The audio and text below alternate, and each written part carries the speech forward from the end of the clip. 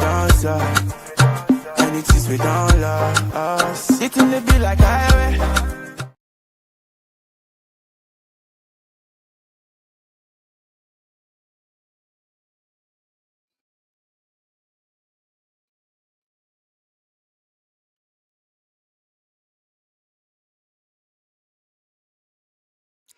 All right, ladies and gentlemen, welcome to another episode of Jabari Vok Media.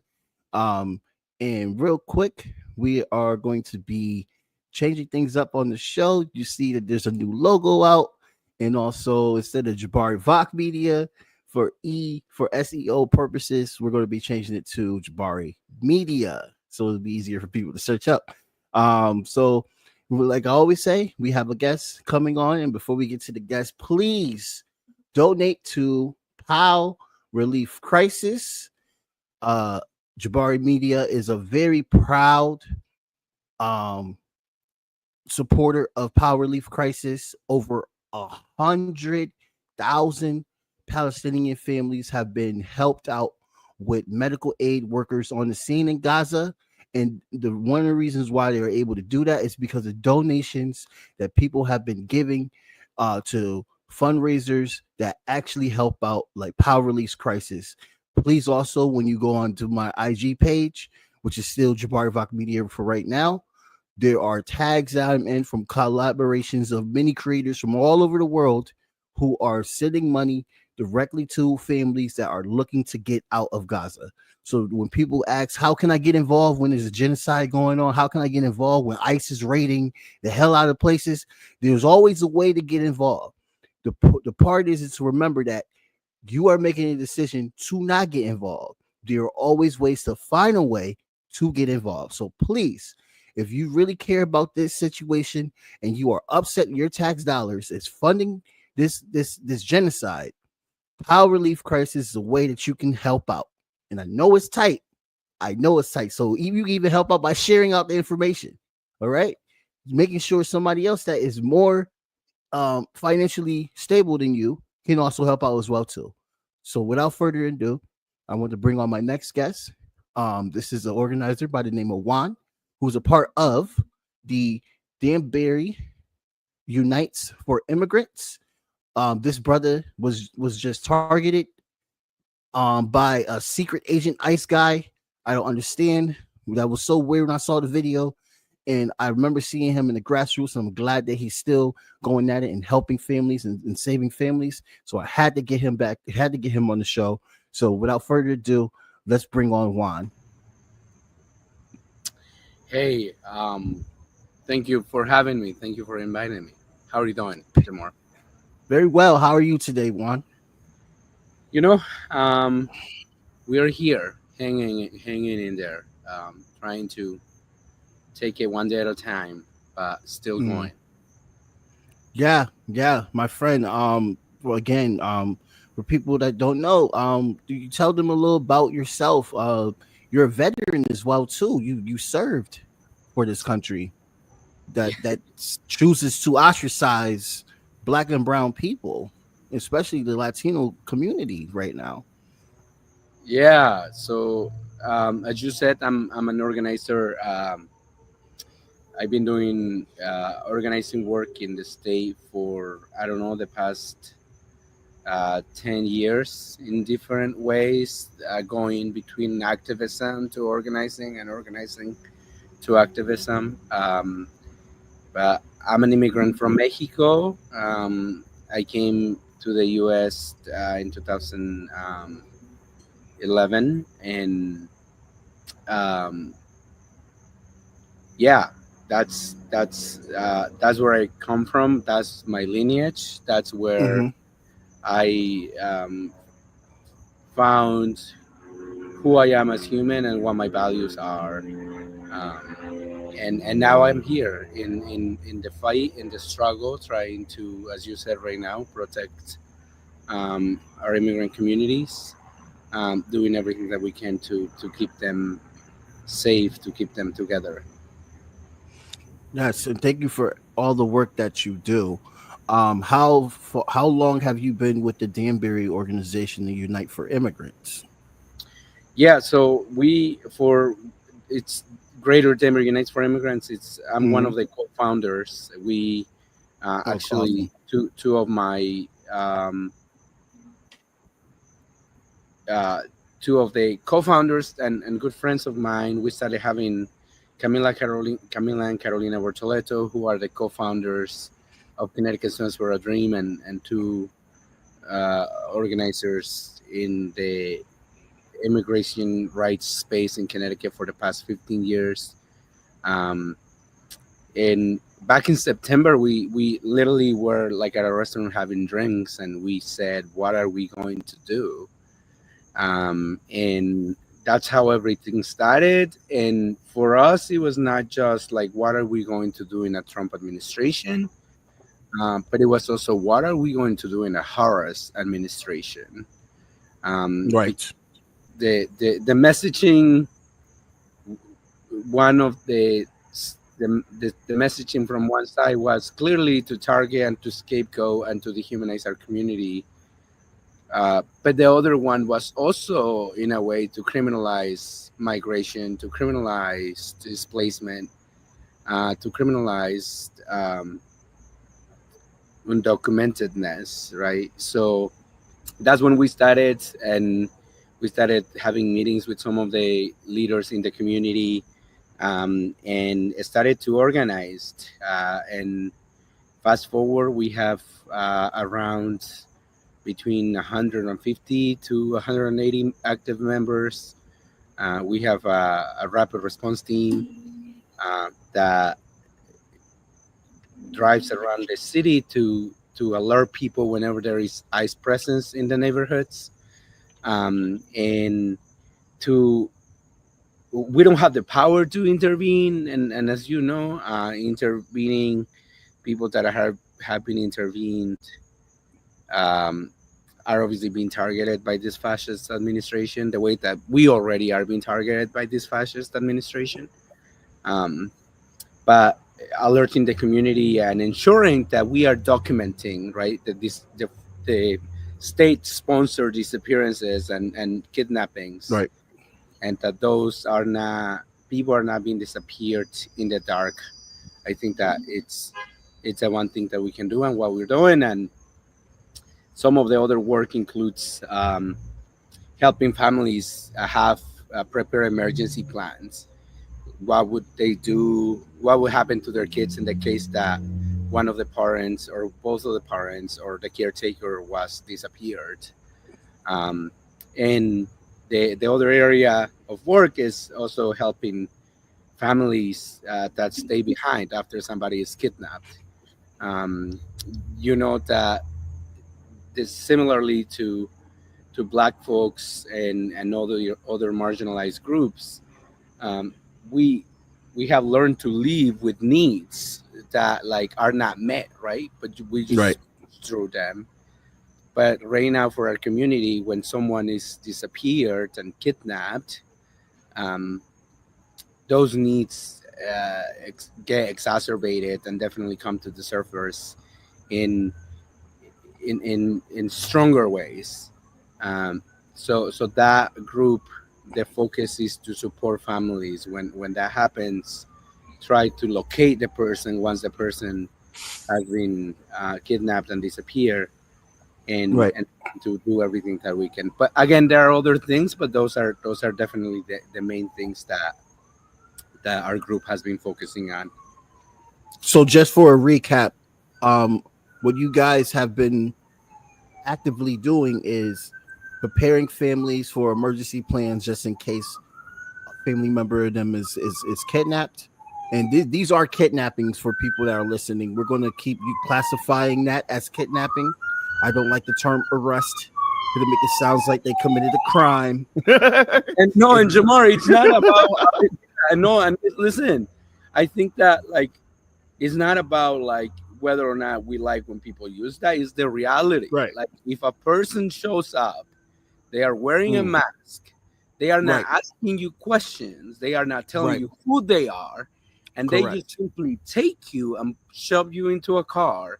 Like Right. we take that and like put that next to the dictionary definition of what a kidnapping is, is the exact same thing. So Right. that is what's happening, right? Like these are state-sponsored kidnappings Right. and enforced disappearances Right. at the hands of the state. That is the reality that we're living in. Right. So you guys have a program giving out emergencies and response times. Um, why do you think you were targeted? Because I'm not hearing that you were stopping anyone yet from being deported yet. If you have, is that part of the reason why they were targeting you, or they're just targeting you because they know that you are giving out emergencies and helping out families that are dealing with these issues? This is a response to the kidnapping that already happened. It's not a prevention, is basically for what I'm trying to clarify, right? Yeah, and I mean, obviously, I don't know the whys, right? I know what happened, and I know the reality that we're seeing around the country, which is organizers are being targeted, and you and I know that this is not Right. new. Yes. So organizers anywhere where there is resistance against oppression and violence, right? Like the systems Right. and the people in power will do everything and use every tools at their disposal to try to end that resistance. Mm-hmm. Um, so for that, it's actually the video that you're referencing to. That Mm-hmm. was the first time. So I was surrounded by three ICE vehicles and the ICE agent dressed up as a construction worker. This Oh, guy's I'm sorry, Juan. I gotta bring more context. What were you doing that day before yeah. they Yeah. came? So our rapid response team got a call saying that there was ICE presence in Brewster. Okay. I am 12, 15 minutes away from Brewster, so I drove to see, which is what a rapid response team does, right? Like we Right. drive to for confirmation, and then if that is the case, the next thing is alerting the community of the ICE presence there. Okay. So I was driving, and then initially there were several vehicles. I think there were 9 of them, and I started driving on Main Street. For those that are not familiar with Brewster, Brewster is a very small town, but it's full of Right. it's a town of immigrants. And it was Saturday morning, so there were like men still looking for work. So all the day laborers were gathering in the place where they were looking for work, Okay. and I alerted them that ICE was present to be careful if they were at risk. And then I I started driving after one of the vehicles, but then I lost the vehicle, and then the I just kept on driving around the city, around the town again. And you Uh, were alerting people. That's why you were driving around. You were yeah, letting people yeah. know So, that so so ICE that's what was we do. That's what we do when there right. is presence. We alert people in the neighborhood where we saw them, right? Right. Like, hey, we saw ICE presence. That's what I was doing, and at that point, and I realized that there were 2 vehicles that I had already seen that were following me, and I pulled Okay. into a parking lot of a church. Um, so that's again when you say like let's go back. That's when that Right. happened. That I was surrounded, and at this point, I had already put the call for a rapid response team to be activated and to get more support. Right. But at this point, I was still the only one on the ground. Okay. Um, they called Brewster police, and the ICE agent again came up to me, tried to get me to get out of the car, to open my window. Um, Yeah. and And he was dressed as a construction worker. He wasn't even dressed correct, as correct, so yeah. they're doing undercover shit, basically. And Jamar, I don't know if you know, but and for your listeners, Hmm. Danbury, there was a case in 2006, the Danbury 11. Danbury has always been ground zero for the anti-immigrant movement in Connecticut. In 2006, we had Mark Boughton as the mayor, and he deputized police officers as ICE agents and immigration enforcement. In 2006, again, this was a federal case Oh wow. uh, fought by the White Rat Clinic out of the law school at Yale. They uh, there were police officers, Denver police officers, that dressed up as contractors and did the same thing. They showed up to the Kennedy Park, where all the day laborers go looking for work in the morning. Um, and they told them that they were looking for workers, and they got 11 men, 11 migrants from Ecuador into the car, and 10 they drove away and turned them to ICE. Um, Oh my God. so that happened in 2006, and again, like Right. seeing this happen again to today, seeing two, because there were two of the ICE agents. Once, as I said, more of them kept on coming. I saw another one that was also wearing a construction vest and a helmet, and and and and and in the video you see where he refuses to uh to identify himself, and again he tries Yes. to get me to get out of the car. And the other thing that it's not on video, and I have shared this, um as he walked away, I like stopped recording to make a phone call and saying I need backup, like I need backup, I'm alone. I felt in my body that something was going to, like, that they were going to take me. You think they um were trying to deport you? Well, I mean, listen, we, again, going back to what we're seeing around the country, right? Like, Right. look at Mahmoud Khalil. Like, Right. Right. Mahmoud, he is an organizer, and he was targeted, right? He was Right. targeted because he has been organizing against the genocide of Palestinians. Who's Um, also married and has a baby on the way, and also have a green card. But his wife is American citizen, so that doesn't even matter in the first place. so going back to, like, and a lot of people have asked me, and they have said, well, but you are a naturalized citizen. Right. Right. um and I'm like, yeah, and what we're seeing is that does not matter, Does right? not matter. Right. um Right. so so and this is important, right? As he was walking, as I start recording to make a phone call and ask for backup, he walks away, but then he comes back and he says, if you don't leave the parking lot there, they so churches, right, are still considered a sensitive location, and I was Yes. in the parking lot of a church. So Right. I knew that they were trying to get me to get out of like they were trying to get me out of the parking lot. Right. He said, if you don't leave, it's okay, but more of my guys are coming, and we're going to take care of you. Um, He so, said, so "Take care of you." that That yeah, just sounds like a mafia threat or something. That doesn't that even no, sound that is a mafia threat. right. Right. Right. If you have, again, if you have a person with a mask, and then you see three vehicles that, like, with tinted windows, that you literally cannot see anything into the cars, like, and one of them gets out and tells you, oh, more of my guys are coming, we're going to take care of you. Like, that is a threat, and that is a threat that, like, again, this administration loves to talk about criminals and gangs and cartels. Like, that Right. is the language that Yes. those groups, I imagine, would use, right? Right. Right. So yeah, that's what happened.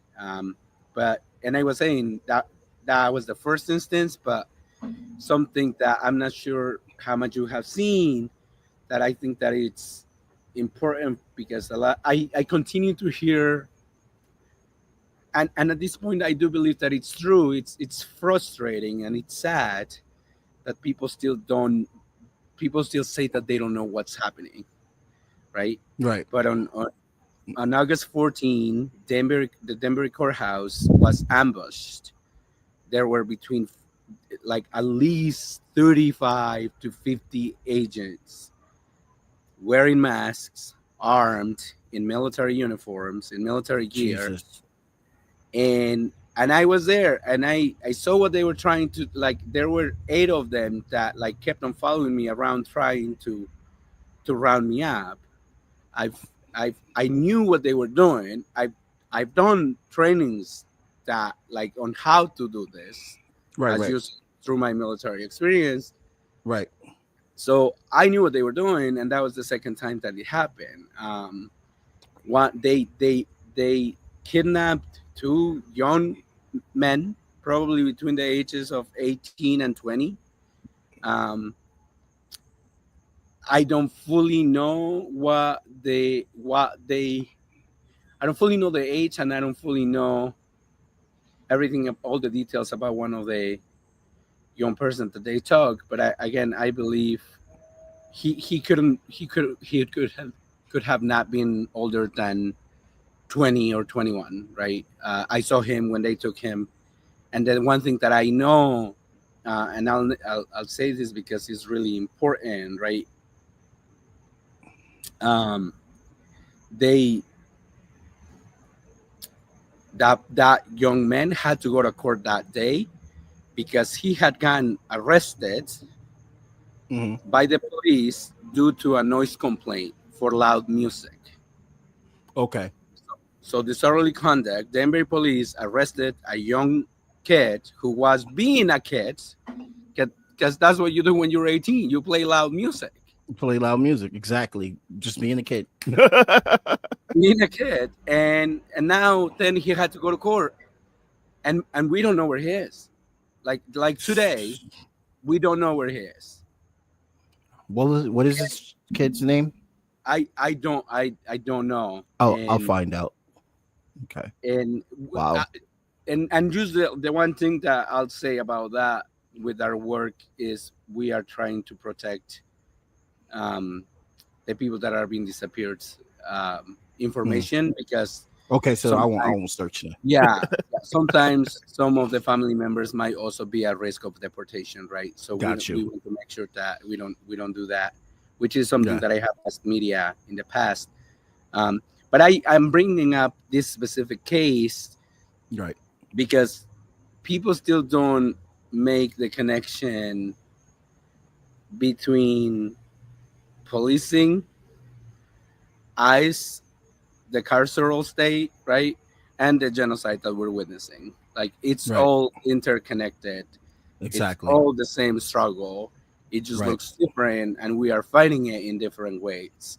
Right. But the suffering and the killings and Right. the disappearances and the tearing families apart, that is what Black people have experienced in this country since the beginning of time. We know Right. that, right? Right. Like, Right. we know that policing was they were originated as slave patrols, right? Right. and and and yes, now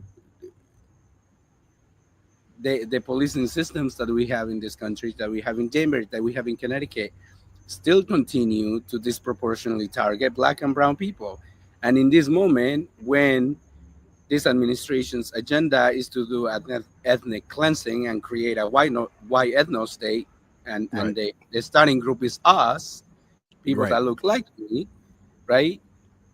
Then you have a system that it's already um, criminalizing and doing everything that this system was designed to do.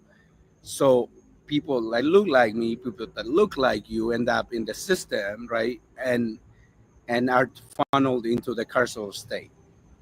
So even though, yes, we have a fascist administration right now, that is the reality. And all the systems and all the tools that this administration is using have been around for decades and have been created by both parties, right? Right.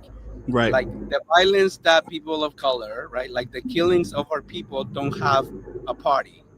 Those Right. have been partisans, right? So and a lot of people don't want to accept that. A lot of people just are focused and fixated, especially liberals, especially white liberals, still on the fact that, like, Trump is the bad guy. And yes, Trump is a fascist, right? Exactly. We all know Yeah, that. we We all totally know agree. that. We Right. all know that. So Right. but the conversation shouldn't be that. The conversation is the fact that he has access to this arsenal of tools that he is just sharpening more and more and more and more. But those Tools tools, that the Democratic Party and the GOP gave him, literally, and they just can't see that. and many things can be true at the same time, right? Like in this case, we have Obama, who is the first black man to become a president of this country. And yes, there were a lot of great things that changed socially, right? Like Mhm. what that did to what it meant for a black boy to wake up and see on the news a black man as a president, right? Like right though that there were social shifts that happened, and those things are legit and real. And at the same time, he became the deporter in chief. He built the deportation machine, right? Right. So many things can be true at the same time. And people in our society, mainstream society, the left or Democrats, don't want the two truths, right? Like they only want to hear the one good thing about this person. And I think that No integrity. that, that's the problem, right? And that's why it really seems that the Democratic Party like has not learned anything, right? And we saw it with this candidate, with the previous candidate. We we see it with several of several folks being obsessed with Pete Buttigieg as being an option for the next candidate, when we know that Pete Buttigieg worked in Wall Street, when we know that Pete Exactly. Buttigieg's administration displaced hundreds of Right. families, Right. right? So there is this very dangerous way of leading this party that is still obsessed and believes that identity politics is it. Right. That like all we need is identity politics. That all we need is a woman. That all we need is a black person. That all we need is a gay person. When you and I know that that is not the truth, right? Like, Right. uh, so yeah, that's where we're at. The reality that we're facing. Nazi Germany didn't happen overnight, right? Like again, fascism has been here, Hmm. right? Definitely. The uprising of white supremacy has been here. Yeah, there was an uprising for Black lives in 2020, but if we actually look at what material conditions changed as a result of that, we're going to see that nothing changed. Right. No. Very, very true. Very, More very people, true. more people just read more books, right? Right. Like a lot of people did book clubs. A lot of people learned all the cue words to talk about intersectionality and white flight and all these things. But what did actually change for Black people, right? Like, did the material conditions for Black people actually change? Did the Hmm. police stop killing Black people, right? Like, Right. so What changed? The hood is still the same. We always say that. Got to remind people 24/7, no matter what Democrat is in office, no matter what Republican is in office, the hood is still the same. that's the truth. ICE operated during Obama, during Biden. Biden targeted so many Haitians, which is illegal because Haiti is not stable right now. Haiti is under the thumb of the U.S. imperialists and cannot stay stable because of that. But Biden sent them there, and they don't tell them where those people are and if their lives, if they're still alive. This is this is what happens, and now we have Trump that's doing everything out in the open that he wants to do. But we can't remember why. We can't remember why he's able to do these things. We just assume that he's just doing it. Even though he has a reason and he has the power to do so because of those before him.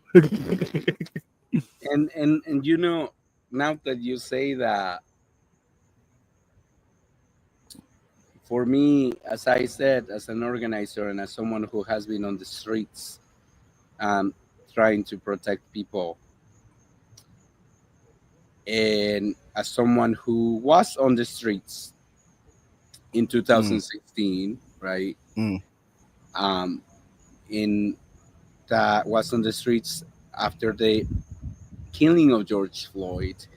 One of the things that I heard then and I am hearing today is mm. that, like, yes, we hear you, but like, maybe don't use those words. Maybe yell at us. Don't you hate that? And right now, we are being told, maybe don't stand up against ICE. Maybe don't let the community that ICE is there, because if you do that, we're getting more attention. That is what we're being told today, right? Right. And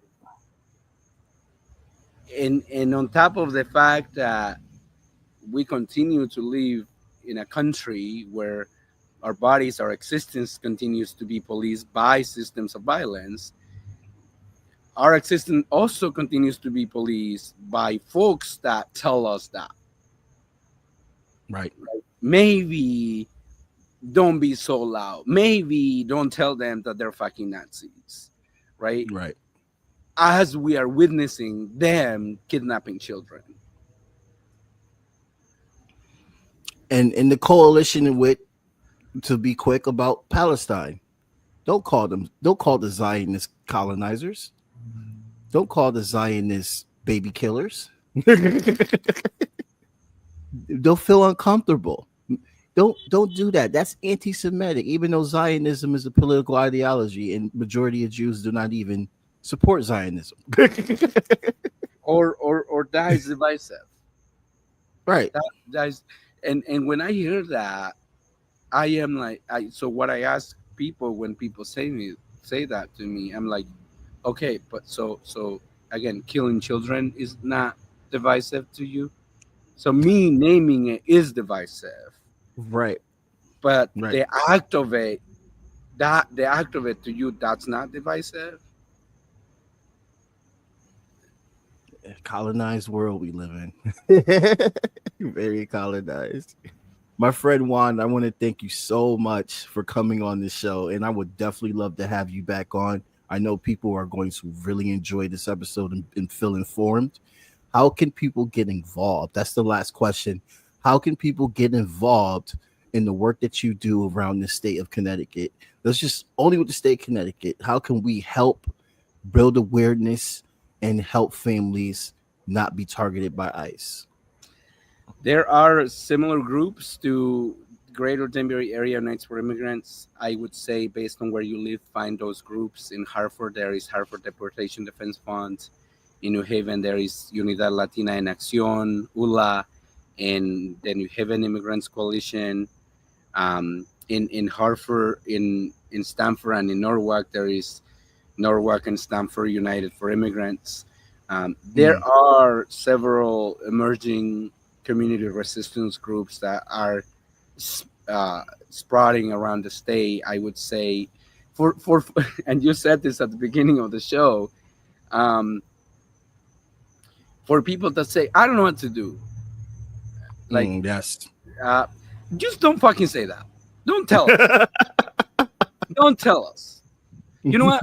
If you want to continue to not do anything, just don't say that you don't want to. Because at this point, Right. At this point, Right. like folks are either like literally delusional, or like they are living in a completely different universe. Right. Right. There, ask Google. Google will tell you anything and everything, right? So there are groups doing this work on the state. There are many groups that have been doing this work for years. One of Right. those groups is ULA. If you cannot physically go out on the streets to alert your neighbors, go out on the streets to pass know your rights information. You also said at the beginning, donate. Like, if you have some change, right? And if you know folks, right, in your Right. circles that have more change than you do, And Right. then if you have folks in your circle that have a lot more change than you do because they are the descendants of colonizers Mm-hmm. that enslaved people, and that's how they built those fortunes. But hopefully those people Right. have a conscience, use those funds. We need groups need money, right? And we are running out of time, but we have a shot at building a real formation, a real Right. coordinated and synchronized resistance that we can fight and stand up against this fascist administration and complete takeover. So Mm. if Well again, said. for the folks that are saying I don't know what to do, look it up before you tell people you don't know what to do. And if you just don't want to do anything, you just don't say that you don't know what to do. Right, right. And I'm pretty sure there's a fight in Danbury to make Danbury a sanctuary city, right? Those are one things that can help out fighting and holding cities accountable, like how here in New Haven we're called a sanctuary city, but Alaker is backtracking on forms of making it a sanctuary city, just like Tony Harp did.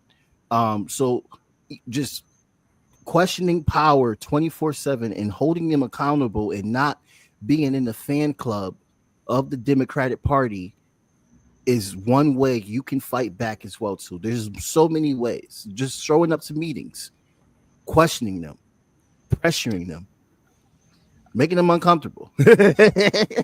Asking questions, right? Like when Right. one of I guess the last thing that I live with again, Carolina Bortoleto, who I work with and I have learned a lot from. We were talking about electoral politics, and she said we don't elect saviors, we elect targets. Yes. Right? Like we Oh, elect I love targets. that line. Right? I love that line. So we know that politicians are not going to save us. Nobody's coming to save us. All we got is us. Right. So they let's make sure that the people that we have elected, that the people that we continue to elect, that the election is the first step, because that's probably right now that's the easiest step. Let's make sure that again, as you said, we show up to meetings, we continue to ask questions, we continue to demand answers, and we continue to demand action. Mm-hmm. Juan Telepa. I said your last name correct, right? Tapia. Tapia. Why with Telepa? Juan Tapia. It's all right. Yeah. Yes. Thank you so much for coming on the show, my brother, and keep fighting. And for everyone else that's already in the field, keep fighting as well too, and have a really good day. I'll talk to you later, my brother. See you later, Juan. Thank you so much, Amar. All right, and we are blank period, yeah. On my black, brown, and indigenous. Gotta holler if you really feeling this. Gotta holler if you really real enough. Other rappers is delirious. Yeah, it's really that serious. Better holler if you really feeling me. I gotta keep it 100, ayy. If you don't like it, then fuck it, ayy. We gonna win in the end, yeah. We gonna live in abundance. I gotta keep it 100, ayy. If you don't like it, then fuck it, ayy. We gonna win in the end, yeah. We gonna. I gotta keep it 100. We gotta stop all the stunting. You know we coming from nothing. Yo, you talking about money, you bluffing. We gotta do something different. We gotta change how we live in. We gotta do better for women. We gotta do better for children. We gotta listen to victims, whether Jewish or Muslim or Christian. It doesn't matter your religion. You gotta stand against the system, or else you just another villain. How you just sitting there chilling?